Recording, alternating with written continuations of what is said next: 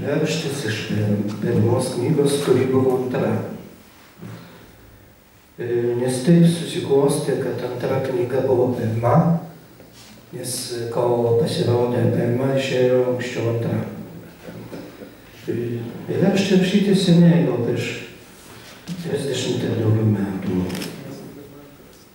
Laisvė. Tikėjimas baigėsi ten, kur prasideda gyvenimas. Kur prasideda gyvenimas, baigėsi realybė. Kur prasideda realybė, baigėsi idealai.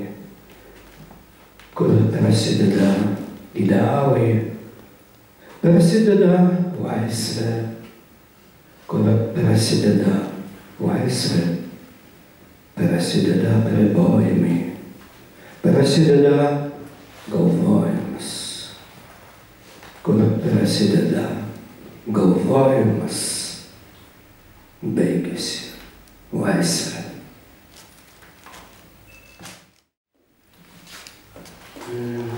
Iš antros knygos, taip iš tiesų iš pirmos, eilėraštis skirtas mokytojams. Visi matematikos mokytojai, kodėl neišmokėt manęs, kad už viską labiau nevalia daryti tėvynės. Rodos doras buvau paklusnus, mokėjau tikėti naiviai. Kodėl nepasakėt šito visai, kad apskritai kalbė atskirti nuo tėvynės? Kaip kalbėti kokią kalbą, ar tarme, kad širdis išraudo krūtinę? Kam tikėti, kam paduoji žauti klausniai, kad tavęs neišduodžiau tėvynę. Seimuose dabar dažnai lankosi Jablonskis. Lietuviškas žodis vaikams skanesnis už šokoladą. Karieta pakinkyta ketvertu žirgų važiuoja Baranauskas per laiko žemėlapius. Seinuose tuoj iš darbo pareis Baranauskas. Karas sustabdys mašinas, bazilikos avinėliai stumdomi ant laiptų. Melsis į Kristų, neįžengusi į vyskupų rūmus. Šitą knygutę yra du eilėraščiai, vienas apie Vilnių, kitas apie Varšuvą. Ir kaip tenka skaityti Lenkijoje, tai visi nori išgirsti eilėraštį apie Vilnių, o Lietuvoje visi norėtų apie Varšuvą. Teisingai. Bet aš paskaitysiu apie Vilnių.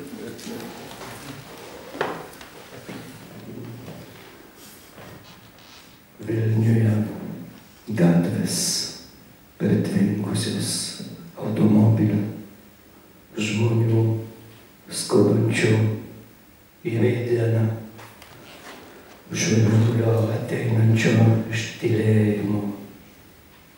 Vilniuje dangus užrauglintas minasienos, išniekintas pienėm žvaigždžių taku, tylėjimų pasimatymų su vidurnakčiu.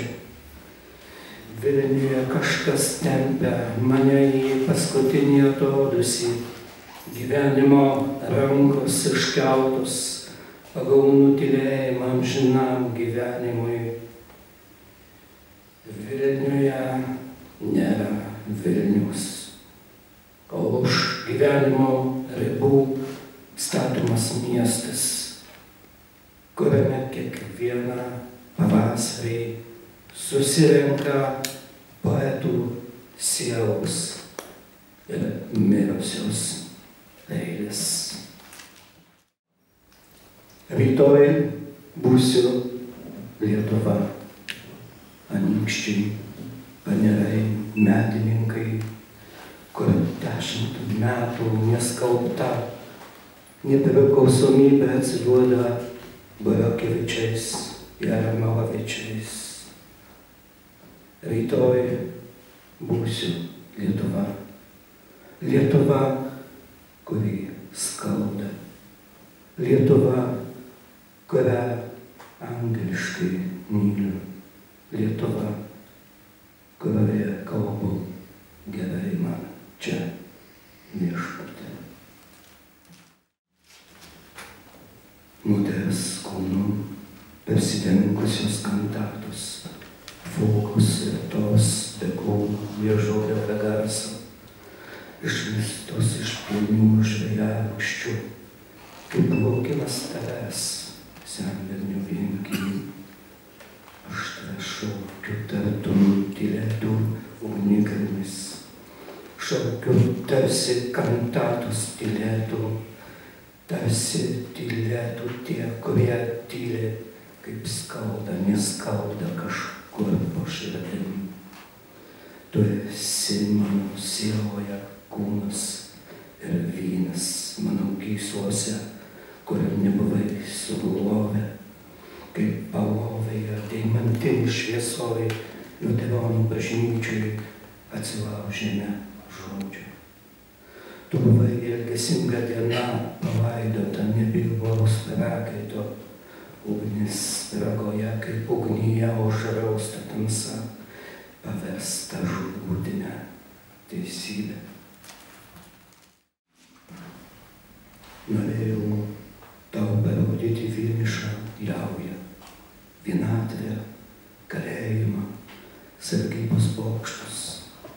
Buvau vaikas, galvojau kaip vaikas, užaugau, pasilikau vaiko drabužius.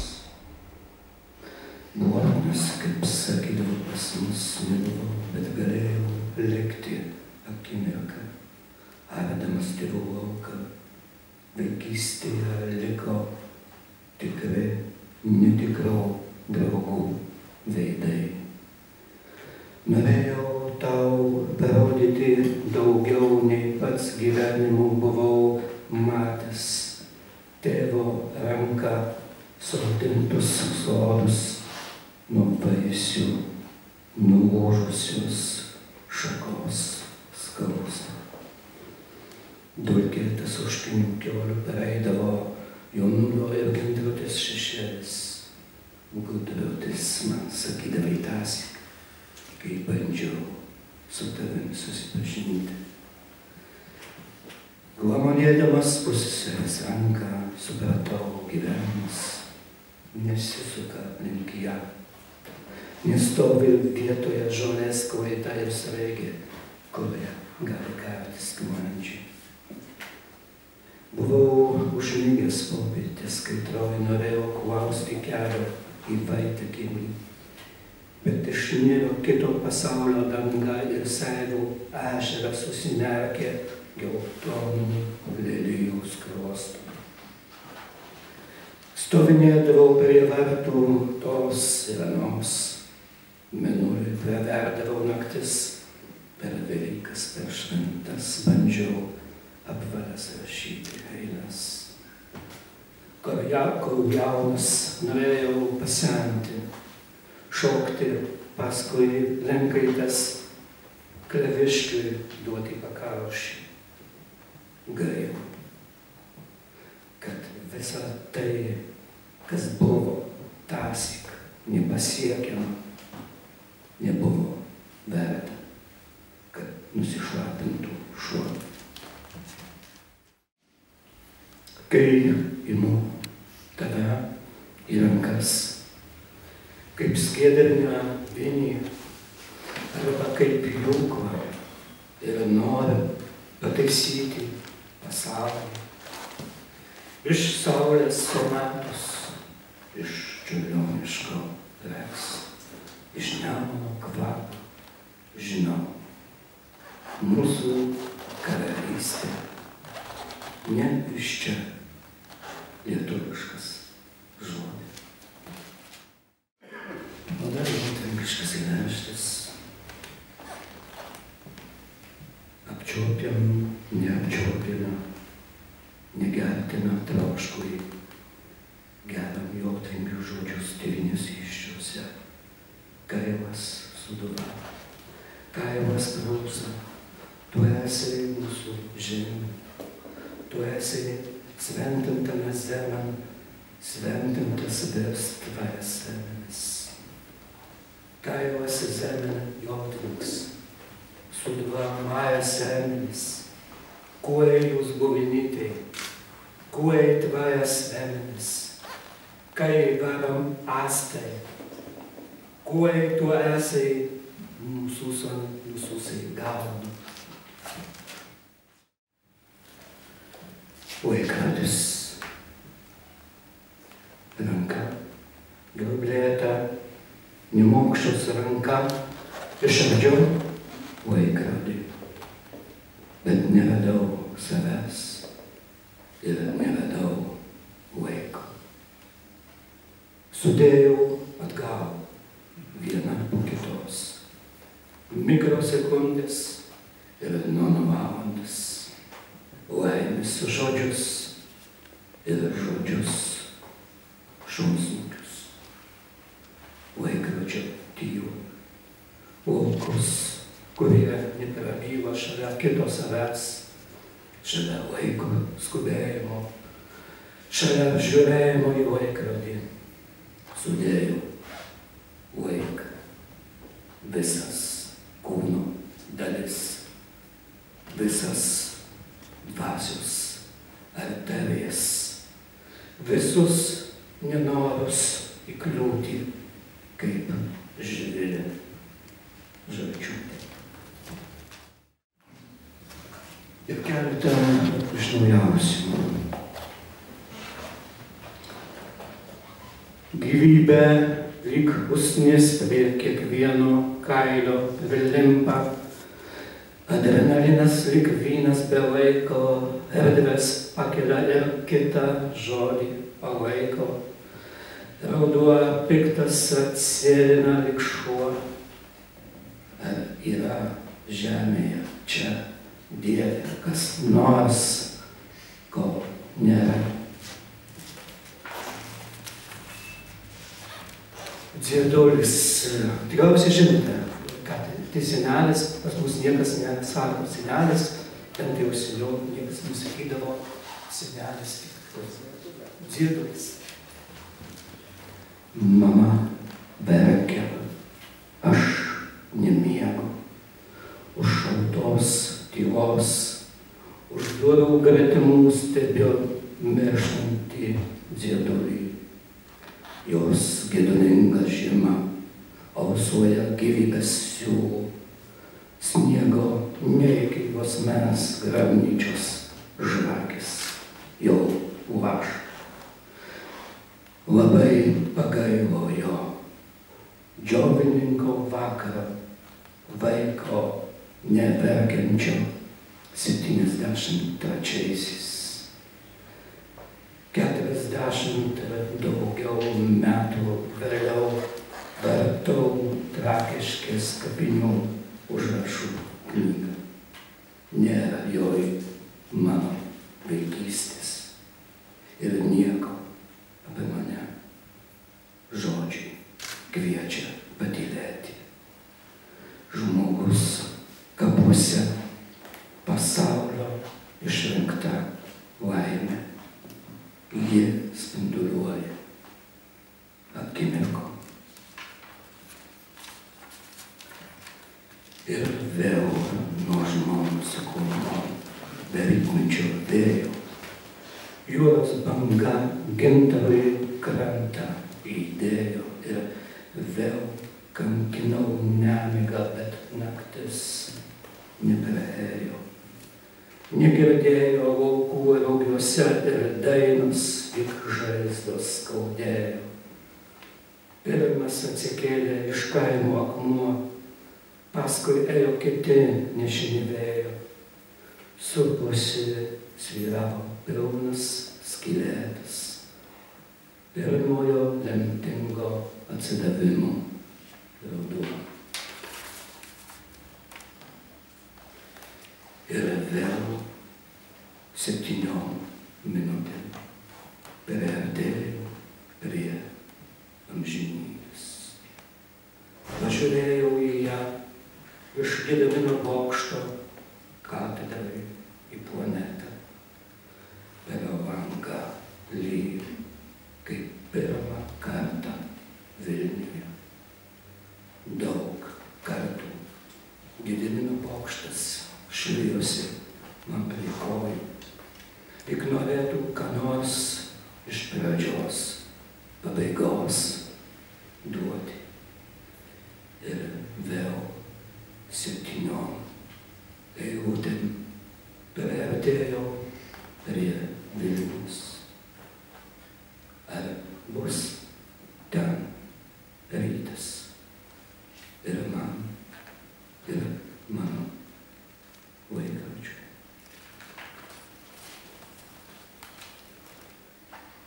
Tėvas svirino kiaulę ant atneštos vaškos, sopulingai raitėsi žiemos spraga.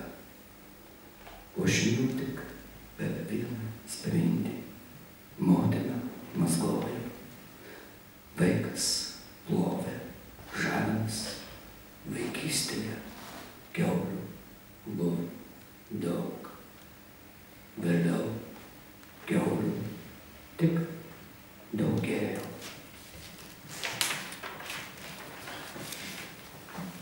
Keletą eilėraščių iš ciklo apie Antanuką. Tai yra perdėm kaimiški eilėraščiai. Eilėraščiai rašyti dzūkišką kalbą, dar sakyčiau tą, kurią kalbama pas mus Punske. Ir kalba, kurią mūsų tėvai kalbėjo prieš 50-80 metų jau. Dabar sunkiau net ir išgirsti. Antanas toks paprastas kaimo žmogus, jo gyvenimas sukasi aplink namus, gyvulius, laukus. Jo gyvenime yra ir moterų, bet tik viena moteris yra įvardinama vardu, ji turi vardą Katrė. Ir kaip įdomu, ar toji moteris, kuri turi vardą, ar ji yra Antanui svarbiausia? Pasirodo, ne, yra mažiausiai svarbi iš visų. Nes ta, kuris giliai myli, jos vardą net mintyse nedrįsta ištarti. O tos moterys, su kuria gal tėvai nori jį apžeminti, jį nedomina ir net gėdinasi. Ir čia vienas eilėraštis apie Antanienės Zakalcus. Antano būsima nėra kaip duona, kitos neiškepsi, jeigu nemus duos. Vakar dienos Zakalcus jos velkas iš paskos kaip žydo pančaka, duona jos iškepta be laukų artumo, be raugių rasojimo, be rankų šilumos. Aptamsytas veidas pakvimpa žemės raugų, akys garačiuojasi cik saulės gerumu. Antano Kreisa, nežinau, ar žinote visi, kas tai yra Kreisa? Ne. Ežas. Taip, ežas, kada yra kaimynų, yra ežys ir skyra jie kaimynų laukus. Mat, Kreisa valstiečių kaimiečių gyvenime labai svarbi. Į arti kaimyno Kreisą, tai užsitraukti tokią nemalonę, kad toji skriauda, tas faktas kartais išlieka ir perduodamas yra iš kartos į kartą, neapykantos valia. Tai yra didžiausias išniekinimas pažaidimas, kokį gali žmogus kaimietis patirti.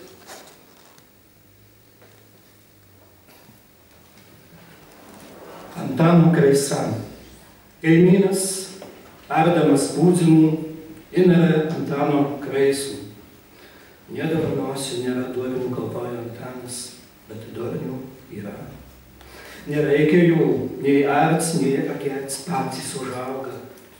Juoda duona dar nebadus, balta duona medus jo moteriai. Piktais žodžiais sotus nebūsi, saldžiais žodžiais nepasisiūsi kairinių. Šiandien pirštas rytoj rankos nužiai. Grūdas prie grūdo ir pridės aruodą. Ir Antanas atsiduso. Iškinkė drakokus. Pažiūrėjo į debesis ir persiškino. Inerta Antano Kraisa skaudėjo kaip žaizda, bet jos nei aprašė, nei papūsė. Trumpa Antano atmintis. Antanas ir vaikas, menka jų draugystė, viens pas kitų neuždė. Jaunystė, karalystė kaip kanabekas, nežinia kiek kartų, kiek išlupta metų. Žmolinio tvarto, iš žemės kvepiančios mėšlu ir bulvėm ir kumelės prakaito. Nerta žemė užaugino dilgėles, dilgėlės uždengė nerto žemės veidą. Geriau pamesti 2 sykius su kitru, negu 3 kart rastis durnio. Ir pabaigai paskutinis. Antanui skauda galvą. Jei liga atjoja raita, net ir peštis jos miškarys. Ir Antanui pradėjo skaudėti galvą.